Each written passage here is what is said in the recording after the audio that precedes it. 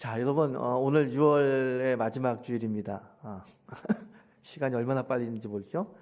다음 주가 이제 7월 첫째인데요. 다음 주는 우리가 맥주 감사 주일로 지킵니다. 우리 7월 첫째 주가 맥주 감사 주일 아닙니까? 여러분,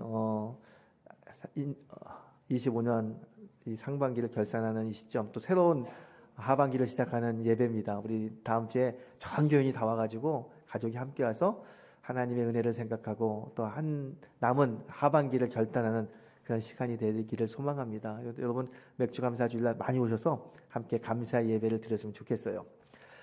자, 오늘도 하나님의 은혜의 말씀을 함께 나누기 원합니다. 제가 오늘 말씀을 준비하는데 옛날에 저희 친구에게 있었던 그 이야기가 하나 생각납니다.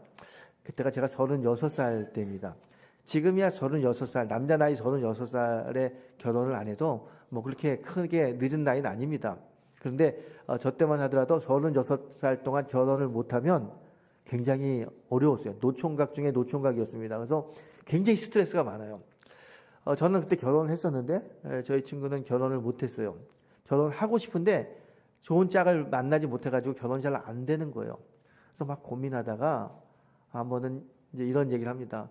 내가 좋은 짝을 만나서 결혼하고 싶은데 좋은 짝을 만날 수 없으니 이제 하나님께 매달려야겠다고. 그래서 작정기도 100일 동안 작정기도를 하려고 한다는 거예요. 좋은 짝을 하나님 주십시오. 그래서 저 좋은 생각이다. 우리 친구들이 그랬어요. 그래서 우리들한테도 자기 중보기도 해달라고. 그리고 이 친구가 이제 100일 동안 작정기도를 시작합니다. 기도 제목 딱 하나예요. 하나님 좋은 배필을 만나게 해주세요. 기도하는 거예요. 퇴근하고 끝나면은 이제 집에 가지 않고 교회 와가지고 기도하고 돌아가고 뭐 그렇게 이제 기도가 시작됐습니다. 한 90일쯤 기도했을 때 저를 만났어요. 그때 그 친구가 이런 얘기를 하는 거예요. 야, 내가 기도하는데 마음에 이상한 생각이 든다는 거예요. 근데 하나님 주시는 말씀 같대요. 그래서 뭔데? 그랬더니 100일째 기도하게 되면 하나님이 꼭 좋은 자매를 소개시켜 줄 것 같다는 거예요. 그러면서 뭐라고 이야기하게 되면 100일째 되는 날 내가 장미꽃 100송이를 사가지고 밖에 나가서 100번째 만나는 여자한테 내가 프로포즈를 하게 되는 거예요. 하나님이 그런 마음을 많이 주신다고 얘기하더라고요. 그래서 제가 야, 그건 아닌 것 같다. 그건 아닌 것 같다. 그런데 이게 농담인 줄 알았는데요. 진짜 100일째 되는 날 장미꽃 100송이를 사가지고 와서 기도하고 밖에 나가는 거예요. 그래서 지나가는 여자를 셉니다. 하나, 둘, 셋, 넷, 99. 가슴이 막 떨리는 거예요. 드디어 이제 100번째 어떤 여자가 내 앞에 설까? 하나님 어떤 여성을 나에게 보내주실까? 막 가슴을 막 두근두근 떨리는 가슴을 꼭 잡고 100번째 여자를 기다리고 있는데 100번째 골목에서 여자 한 분이 탁 나타나는 거예요. 딱 봤는데 오른손에 아이를 붙잡고 걸어오고 있는 거예요. 결혼한 여자예요. 너무 실망이 되는 거예요. 그래서 실망해서 집에 들어왔어요. 나중에 저희들 만났는데 그런 얘기 하는 거예요. 아니 그렇게 하나님께 기도하고 또 하나님 그런 마음을 주셔가지고 100번째 만나는 여자가 내 배필이라는 마음 주셔가지고 내가 장미꽃까지 준비했는데 어쩌면 그렇게 하나님 내 기도를 들어주시지 않냐고 너무 하나님에 대해 실망했다고 막 그렇게 하나님을 원망하는 이야기를 듣습니다. 제가 그 친구의 이야기를 들으면서 이런 생각을 해봤어요. 여러분 성경 어디에 100일 기도하고 100번째 만나는 여자가 너의 부인이다. 아내가 될 거다. 그런 얘기가 있나요? 그 얘기 없어요. 자기가 생각하고 자기가 결정하고 자기가 행동해놓고 하나님이 들어주시지 않았다고 막 하나님을 원망합니다. 여러분 신앙생활 그렇게 하는 거 아닙니다. 그런데 이거 극단적인 예지만 우리가 신앙생활 그렇게 하는 사람 많이 있습니다. 내가 내 필요에 의해 가지고 작정하고 내 마음에 원하는 게 하나님의 뜻인 것처럼 생각하고 그게 이루어지지 않으면 하나님이 기도에 응답하지 않았다고 실망하고 원망하는 이 태도들이 우리들 신앙생활에 많이 보여집니다. 여러분 내 뜻이 하나님의 뜻이 돼서는 안 되고요. 하나님의 뜻이 나의 뜻이 돼야 되는 거죠.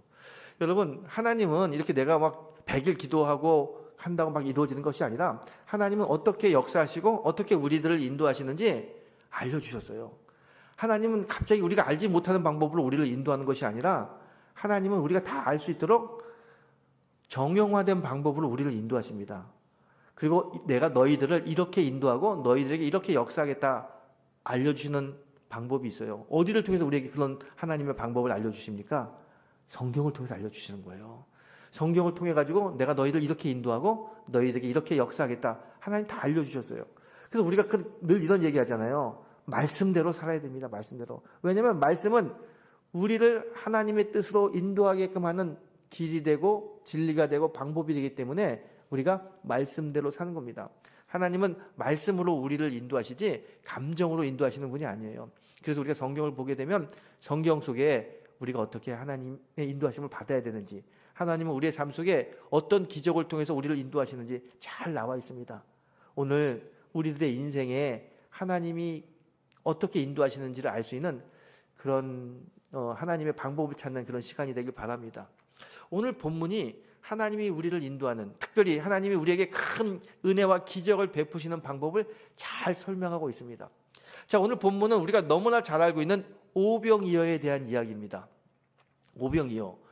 이 성경, 이 본문이 얼마나 중요한지요. 우리 요한복음을 읽었는데 사복음서에 모두 나오는 내용이 오늘 읽은 이 오병이어의 이야기입니다.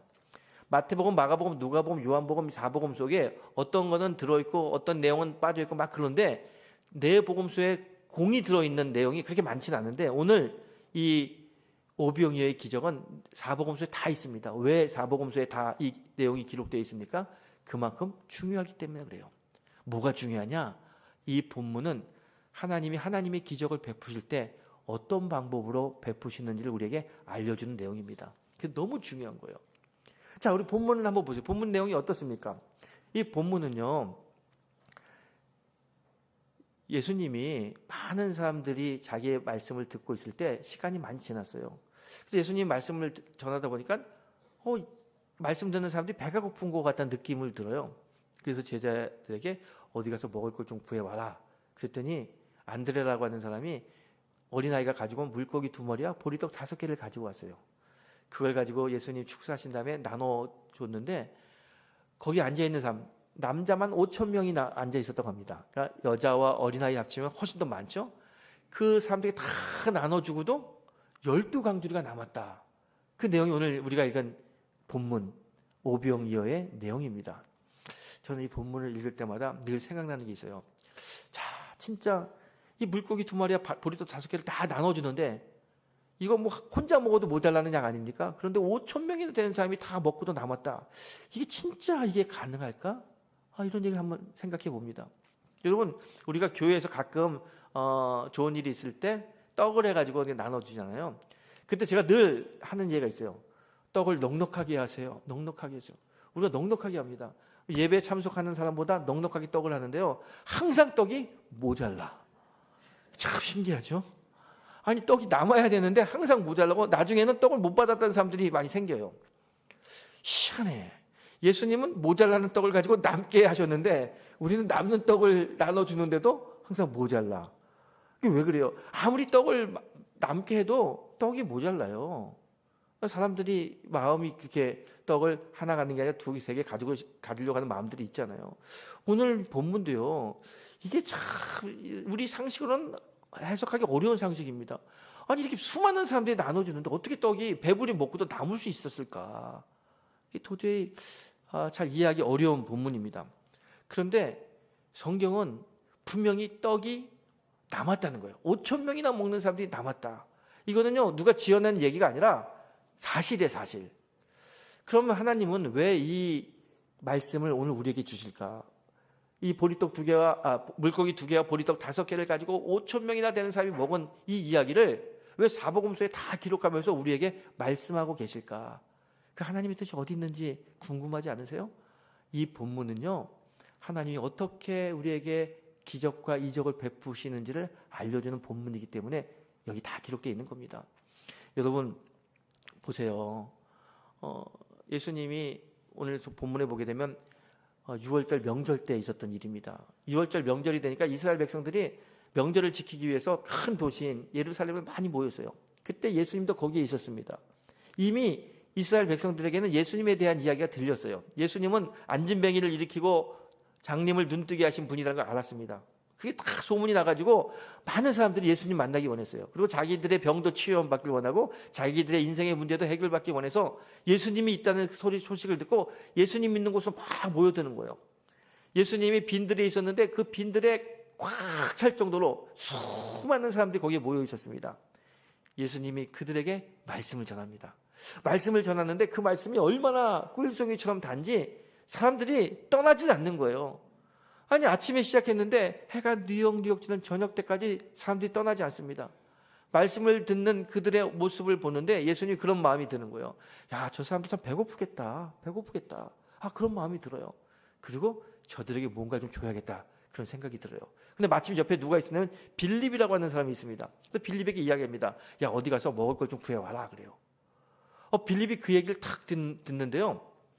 오늘 보게 되면 뭐라고 이야기합니까? 예수님, 이 많은 사람들에게 적은 것을 먹이더라도 200데나리온이 듭니다. 그래요. 저는 이 본문을 보면서요, 이 빌립이 굉장히 똑똑한 사람이라는 걸 금방 알 수 있습니다.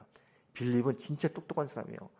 아니, 이 사람들에게 조그만 거, 예를 들면 우유 하나, 빵 한 조각 해도 이게 한 5,000원 필요한데, 야, 한 5,000명이 되는 것 같은데 5,000원 곱하기 5,000, 그러면 한 2,500만 원 정도 필요하겠구나. 금방 계산하잖아요.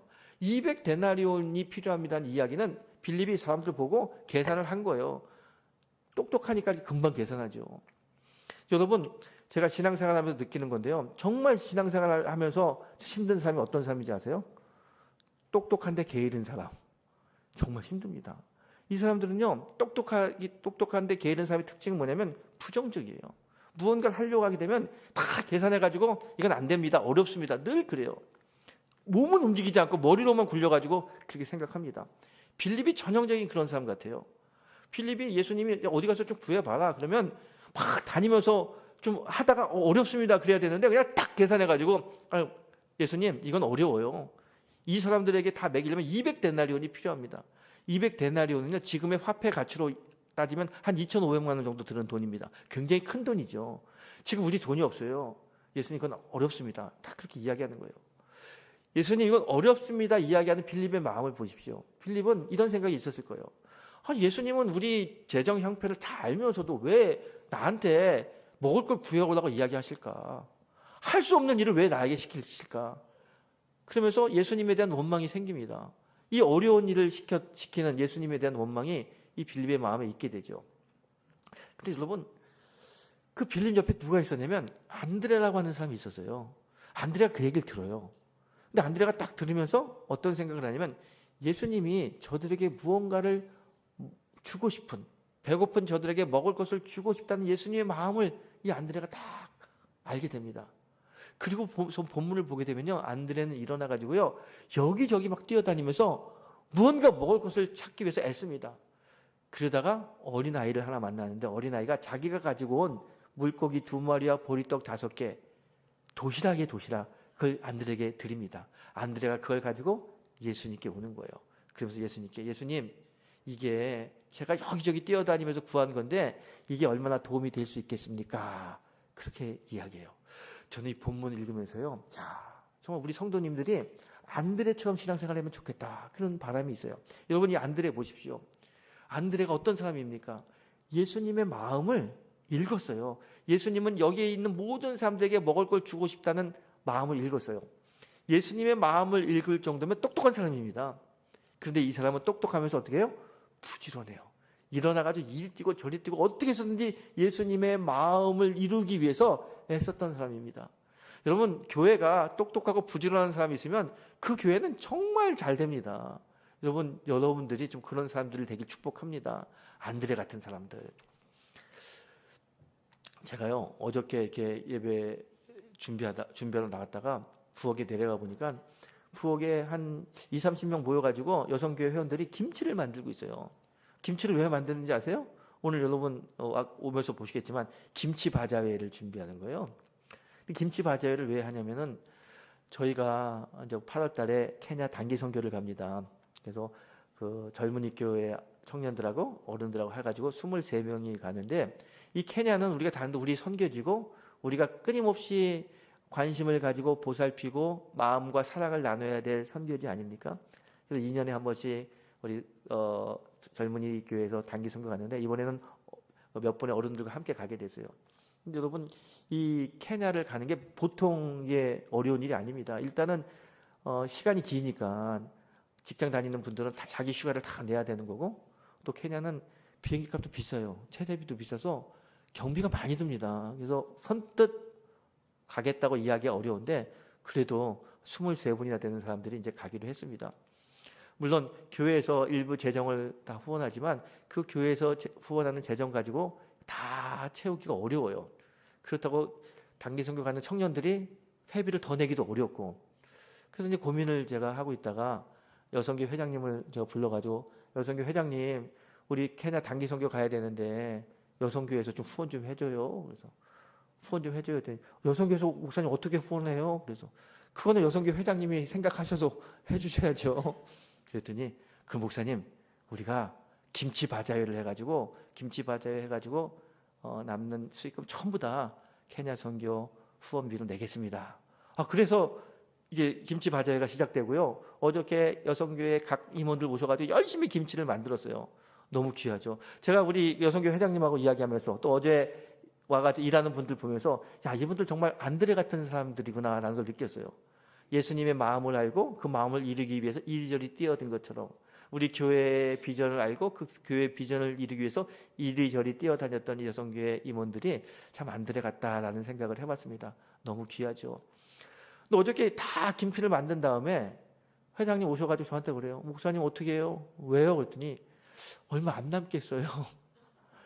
재료값이 너무 비싸요. 그래서 남지가 않을 것 같아요. 그러면 비싸게 받아요. 그러더니 그러면 또 안 돼요. 그러면 그 성도들이 안 산다는 거예요. 그래서 제가 여러분에게 말씀드리는데, 여러분 싸게 팔 거예요. 팔지만 선교비로 가는 거니까 좀 비싸게 사주세요. 싸게 팔지만 비싸게 좀 사주세요. 그랬으면 좋겠어. 이 안드레가 이리 다니고 저리 다니고 뛰어다니다가 그 물고기 2마리와 보리떡 5개를 가지고 예수님께 가지고 왔어요.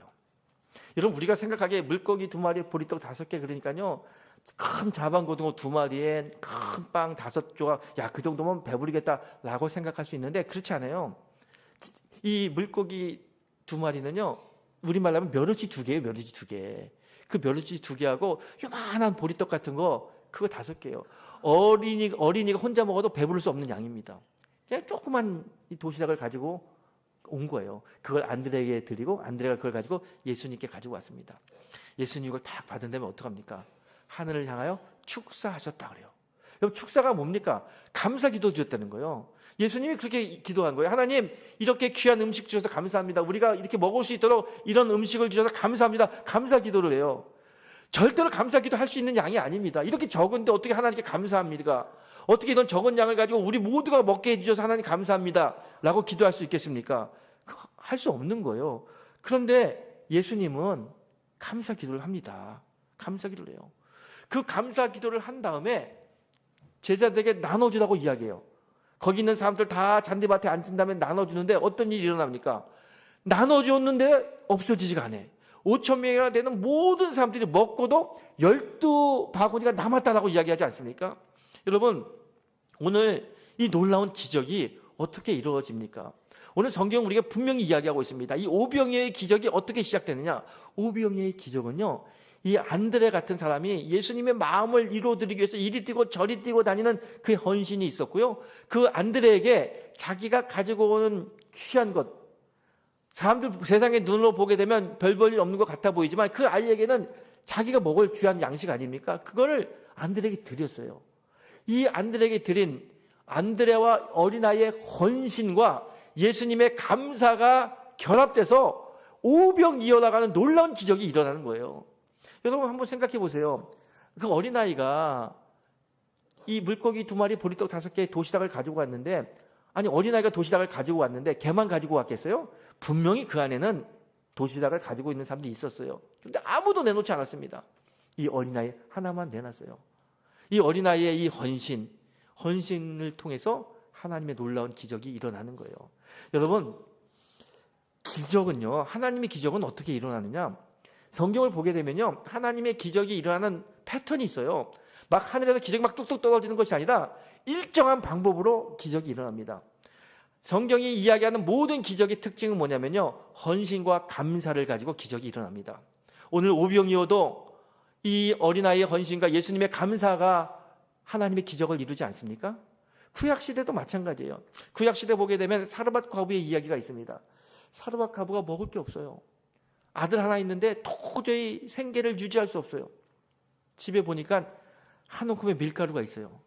야, 이 밀가루 떡 해서 너하고 나하고 나눠 먹고 이제 죽자. 더 이상 나는 살 수가 없다. 그래서 그 밀가루 떡 해서 먹고 아들하고 죽으려고 밖에 땔감 나무 찾으러 나왔어요. 나왔다가 누구를 만나냐면 엘리야를 만납니다. 하나님의 사람 엘리야를 만나는데 엘리야가 뭐라고 이야기하냐면 그 떡을 만들어서 나에게 가지고 오라는 거예요. 아니, 우리 아들하고 먹고 죽을 그 마지막 남은 양식인데 그걸 가지고 오라는 거예요. 가지고 갈 수 있겠습니까? 드릴 수 있겠어요? 드릴 수 없어요. 그런데 이 사르밧 과부는 자기 집에 있는 마지막, 세상 사람들을 보게 되면 한우 그 밀가루 보잘것 없는 거지만 자기에게는 가장 귀중한 거거든요. 그 떡을 만들어서 엘리야에게 드립니다. 엘리야가 그 떡을 받아서 감사 기도를 드리고 떡을 먹었어요. 그때 어떤 일이 일어납니까? 그 사르밧 과부의 집에 통에 밀가루가 끊이지 않아요. 그 기름통에 기름이 끊이지 않는 큰 역사가 일어납니다. 기적이죠. 여러분, 사르밧 이 과부의 집에 어떻게 기적이 일어납니까? 그의 헌신과 엘리야의 감사가 딱 합쳐졌더니 통에 기름이 마르지 않고 밀가루가 끊이지 않는 그런 기적이 일어나지 않습니까? 오병이어 마찬가지예요. 오병이어의 기적이 어떻게 일어납니까? 어린아이의 헌신과 예수님의 감사, 안드레의 헌신과 예수님의 감사가 딱 합쳐지니까 하나님의 기적이 일어나잖아요. 여러분, 하나님의 기적은 공통된 패턴이 있습니다. 그래서 기적은 감사와 헌신과 감사로 이루어진다라고 이야기하는 겁니다. 여러분 꼭 기억하십시오. 내 삶 속에 하나님의 기적이 일어나길 원하십니까? 하나님의 기적은 헌신과 감사와 헌신으로 이루어지는 거예요. 내 삶 속에 감사가 있고 내 삶 속에 헌신이 있으면 반드시 하나님의 기적이 임합니다. 그래서 하나님의 기적은 헌신과 감사로 이루어진다라고 이야기하는 겁니다. 여러분, 헌신하고 감사함을 통해서 하나님께서 주시는 그 기적의 주인공이 되게 축복합니다. 오늘 본문 보세요. 이 어린아이가 아무도 내놓지 않는데 물고기 2마리, 보리떡 5개, 작은 도시 하나 내놓잖아요. 헌신하잖아요. 그때 어떤 일이 벌어집니까? 예수님이 감사 기도했더니 5,000명이나 된 사람, 수많은 사람, 나도 먹고 남도 먹는 그런 축복이 임하지 않습니까? 여러분, 우리가 헌신하고 감사하면 하나님이 축복할 때 나한테만 주는 게 아니야. 나도 축복받고 내 주변의 모든 사람도 같이 축복받는 그런 은혜가 우리에게 임합니다. 우리 하나님은 축복을 주실 때 차고 넘치게 해주시는 분이 우리 하나님임을 믿으시기 바랍니다. 제가요, 이 말씀을 준비하는데 이런 생각이 하나 나요. 제가 여기 오기 전에 있던 교회가 이제 강남 지방에 있는 해성감리교회입니다. 그 교회도 건물이 오래됐어요. 건물이 오래돼서 어른들이 다니기가 좀 힘들어요. 특별히 그 교회도 우리 교회처럼 식당이 지하에 있어요. 또 어느 날 이렇게 예배 끝나고 오후 예배 들어가기 전에 이렇게 앉아 있는데 어르신들이 거기 앉아 있는 거예요. 아니, 권사님들 왜 식사하러 안 가요? 그랬더니 목사님 다리가 아파서 못 가겠어 그러는 거예요. 그리고 봤더니 정말 어르신들이 식당을 못 내려가는 거예요. 내려가기도 힘들고 올라오기도 너무 힘들고, 그러니까 그냥 본인들이 조그만 달걀 삶아오고 또 감자 삶아가지고 거기서 먹고 그냥 오후 예배 드리시는 거예요. 근데 제가 마음이 너무 짠하더라고요. 그래서 그 다음 주에 청년부 예배를 들어가서 제가 설교하면서 우리 어르신들이 식당 내려가 너무 불편한데 우리 청년들이 도우미가 돼서 예배 끝난 다음에 좀 한 분씩 맡아서 식당에 모셔다 드리고 같이 밥 먹고 올라오는 그 봉사 좀 해줬으면 좋겠다. 그랬더니 청년들이 다 그렇게 하겠다는 거예요. 그래서 제가 어떤 권사님을 맡고요, 제가 누굴 맡고요, 막 그렇게 하겠다고 합니다. 그리고 한 주가 지났어요. 그 다음에 한 주가 지난 다음에 청년 하나가 저를 찾아와요. 하는 얘기가, 목사님이 우리 어르신들 도우미 해달라고 해서 우리가 도우미 하는데 제가 이렇게 보니까 하루 이틀 도우미해서 끝날 건 아닌 것 같고요. 목사님, 우리 교회에 엘리베이터가 하나 있었으면 좋겠어요. 엘리베이터 하나 만들면 좋겠어요. 그러면서 봉투를 하나 꺼냈는데요. 제가 한 달 동안 아르바이트 한 건데 이거 제가 엘리베이터 헌금으로 드리고 싶어요. 그러는 거예요. 그 제가 야, 네가 한 달 동안 학생이 아르바이트가 얼마를 받는다고 그걸 내냐? 괜찮아? 그랬더니 아니, 하나님 그런 마음을 주셔서 제가 꼭 이거 엘리베이터 헌금으로 드리고 싶습니다. 그래서 그 돈을 헌금으로 받았어요. 그 전에는 엘리베이터 생각을 좀 하긴 했었지만 되게 심각하게 안 했는데 그 학생을 통해 가지고 아, 내가 엘리베이터를 우리 교회에 하나 놔야겠다. 그 생각이 드는 거예요. 그 다음 주에 제가 설교하면서 엘리베이터, 우리 어르신들 위한 엘리베이터가 필요한데 청년이 아르바이트한 헌금을 냈습니다. 우리 마음을 모두어서 엘리베이터 좀 한번 합시다. 그 말씀드렸는데요. 그 다음 주에 엘리베이터 헌금이 다 차버렸어요. 그냥 한 주 만에. 그래서 엘리베이터를 하게 됐습니다. 근데 엘리베이터를 하려고 보는데 거기는 교회 그 건축 용적률이 있어가지고 엘리베이터 못 넣는다는 거예요. 그래서 할 수 없이 엘리베이터는 못 하고 리프트 할 수 있다고 해서 리프트를 만들어서 지금도 연세 드신 분들이 리프트 타고 다니면서 아래에 다니면서 식사도 하고 아래 시설을 이용합니다. 제가 그때 깨달은 게 있어요. 야, 오병이어 그러는데 이게 오병이어가 성경 속에만 있는 이 사건이 아니구나. 우리의 삶 속에 진짜 일어나는 거예요. 여러분, 이 젊은 학생이 자기가 아르바이트 하는 거 큰 돈이 아니에요. 하지만 그 하나님께 드렸더니 하나님이 그걸 축복하시면서 엘리베이터가, 여러분 엘리베이터 공사하려면 얼마 드는지 아시죠? 정말 큰 돈이 듭니다. 그걸 탈 수 있도록 하나님 채워주시더라니까요. 그게 오병이 아닙니까? 제가 그때 오병이은 이런 거구나. 정말 우리가 헌신하면 하나님이 그 헌신을 통해서 놀라운 역사를 이루는 게 그게 바로 오병이의 기적이구나. 오병이의 기적은요, 우리의 삶 속에 이 시대에 얼마든지 일어나는 하나님의 역사입니다. 그런데 어떻게 일어납니까? 헌신하는 사람이 있고요, 감사하는 사람이 있으면 헌신과 감사를 통해서 하나님께서 역사하시는 그 기적이 일어납니다. 그게 오병이어입니다. 오늘 우리의 본문 오병이어는 그걸 이야기하고 있는 거예요. 하나님의 기적이 어떻게 나타나느냐? 어떻게 하나님의 기적의 주인공으로 살고 싶냐?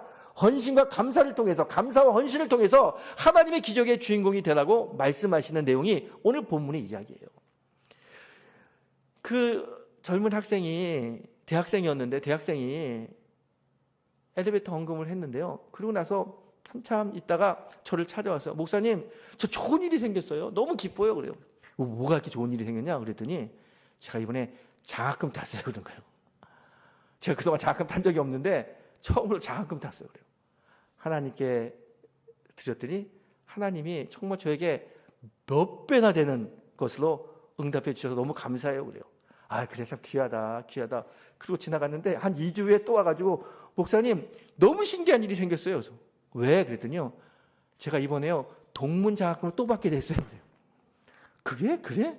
원래 장학금은 한 사람에게 2개 중복 수여가 안 됐는데 그 학교는 동문회에서 딱 한 명 주는데 동문 장학금은 성적과 관계없이 또 어떤 장학금을 받았는지 관계없이 중복 수여할 수 있다는 거예요.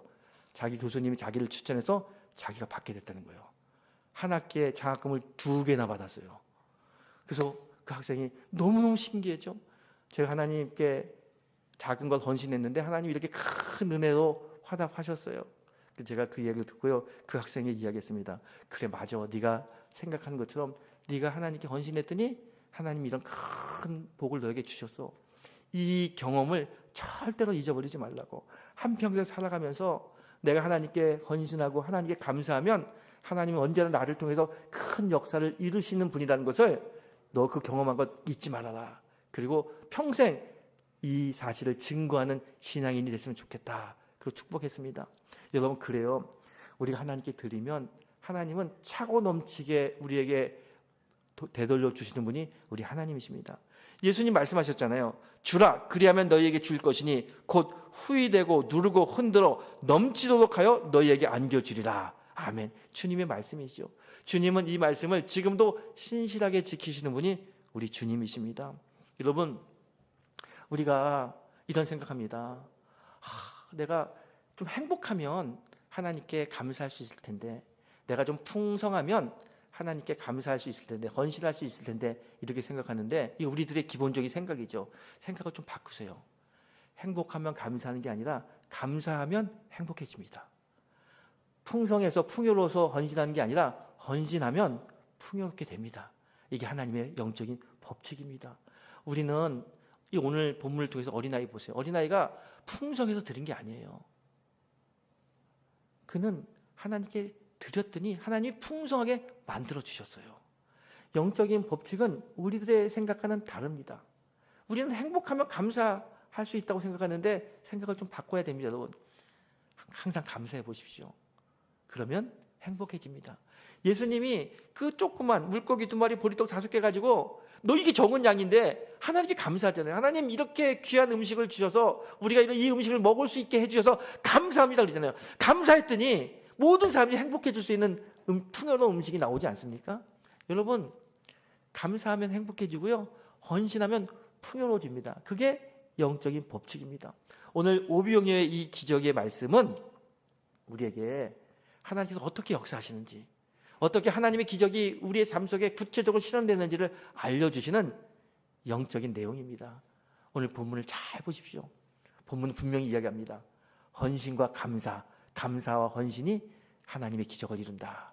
여러분 꼭 기억하십시오.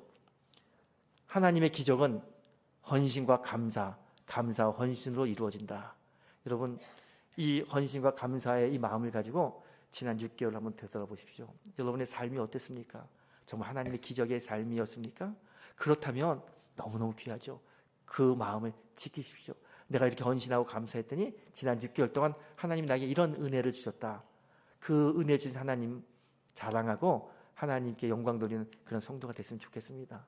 그런데 지난 6개월 동안 내가 하나님의 은혜 속에 하나님의 큰 기적을 맛보지 못했다라는 분이 계시다면 괜찮아요. 이제 앞으로 남은 6개월 동안 헌신과 감사를 통해서 하나님께서 예비하신 하늘의 기적의 주인공이 되기를 바랍니다. 오늘 본문은 이제 6개월 남은 우리들에게 정말 귀한 영적인 믿음의 법칙을 알려주고 있습니다. 너희들이, 우리가 다 하나님의 아들, 딸로 기적의 주인공으로 살기 원하시는 마음이 하나님의 마음이에요. 그래서 오늘 영적인 비밀을 알려주십니다. 헌신에, 감사에, 헌신과 감사를 통해서 하나님의 기적의 주인공이 되라. 오늘 주신 말씀이에요. 이 말씀 새기면서 2025년 남은 6개월 동안 헌신과 감사를 통해서 하나님의 기적의 주인공이 되기를 주님의 이름으로 축원합니다. 기도하겠습니다.